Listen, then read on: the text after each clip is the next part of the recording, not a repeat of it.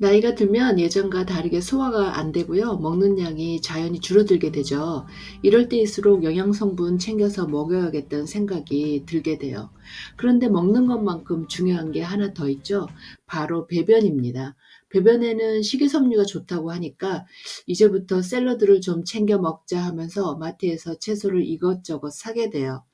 하지만 바쁘거나 또는 챙겨 먹기 귀찮아서 채소는 냉장고에서 시들어 버리고요. 그러다 그냥 버려지게 되잖아요. 저도 자주 그러거든요. 그럴 땐 정말 속상해요. 그래서 꼭 샐러드 아니어도 식이섬유를 잘 챙겨 먹을 수 있으면서 그리고 맛있는 건강한 아침 식사 레시피를 알려드리려고 해요.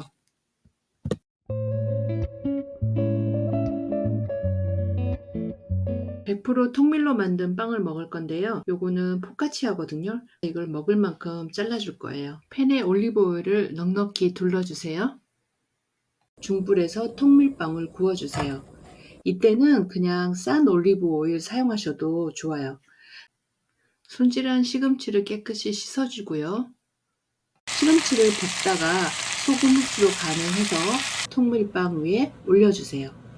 그리고 그 위에 좀 좋은 품질의 올리브 오일을 뿌려주세요. 그리고 계란 후라이를 반숙으로 해서 시금치에 올리면 돼요. 반숙으로 해야지 계란 노른자가 이렇게 흘러내리면서 소스 역할을 해주거든요. 그러면 시금치를 더 맛있게 먹을 수 있는 거죠. 올리브 오일 듬뿍 먹은 포카치아에 시금치랑 계란 올려서 이렇게 아침에 먹으면 정말 정말 맛있어요. 시금치, 통밀빵이면 충분한 식이섬유를 섭취하는 거고 맛있는 아침 식사가 되는 거예요. 시금치 없으면 브로콜리를 데치거나 양배추나 당근을 볶아서 사용하면 되죠. 아침에는 샐러드보다 익힌 채소를 드세요. 아침에 일어나면 위장이 덜 깨어 있는 상태거든요. 덜 깨서 준비 안 된 위장에 샐러드를 넣어주면 소화도 안 돼요. 그래서 아침에 일어나면 먼저 무지근한 물로 위장을 워밍업 해주세요. 그리고 난 다음에 익힌 채소를 이용한 아침 식사를 하시면 돼요. 채소를 익히면 식이섬유가 부드러워지고 따뜻한 음식은 장 운동하고 그리고 혈액순환에도 굉장히 좋아서 배변에 많은 도움을 준답니다. 그래서 집에 있는 채소를 간단히 조리해서 먹는 거예요. 식이섬유 많은 채소로는 브로콜리, 양배추, 시금치, 당근이 대표적인 음식이에요. 빵 먹지 말라고 하는 거는 흰빵을 먹지 말라는 거예요. 통밀빵, 호밀빵에는 영양 성분도 많고 식이섬유도 굉장히 많아요. 특히 통호밀로 만든 천연 발효종을 넣어서 만든 통호밀빵은 식이섬유 덩어리랍니다. 아침에 100% 통밀빵, 호밀빵을 드세요.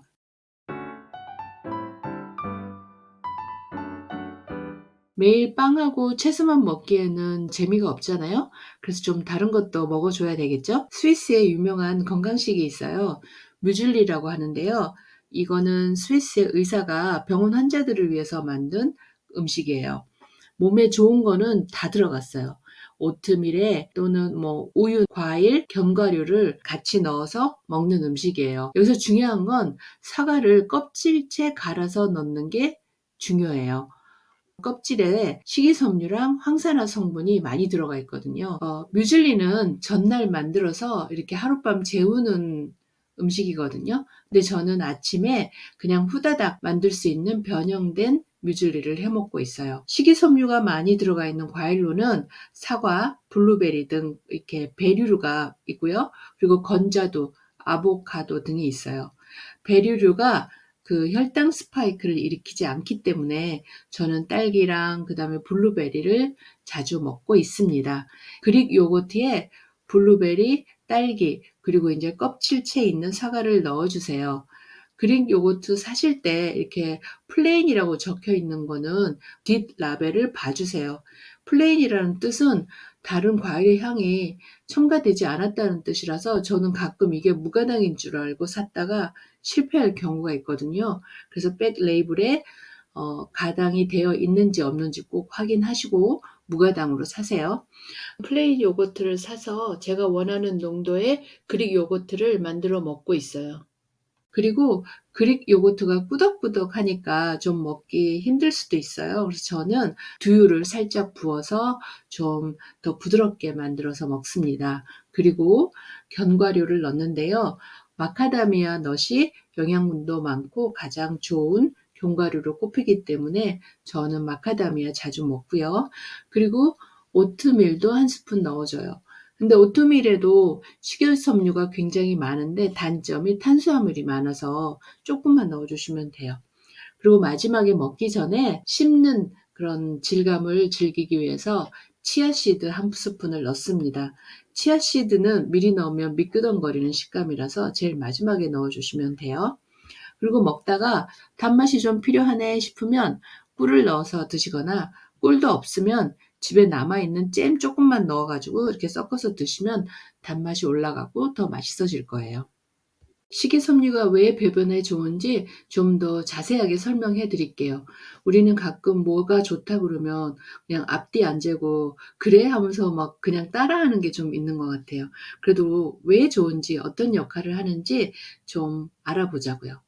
식이섬유는 일단 우리 몸에서 소화되지 않는 성분이에요. 근데 이게 바로 장 건강에 큰 도움을 주는 거예요. 소화는 안 되지만 식이섬유는 장을 자극해서 변이 자연스럽게 밀려나가도록 도와주는 거거든요. 그래서 식이섬유 많은 음식을 먹으면 처음에는 속이 더부룩하거나 불편하게 느껴질 수 있어요. 하지만 꾸준히 섭취하면 장이 점점 튼튼해지고 배변도 원활해져요. 식이섬유는 두 가지가 있어요.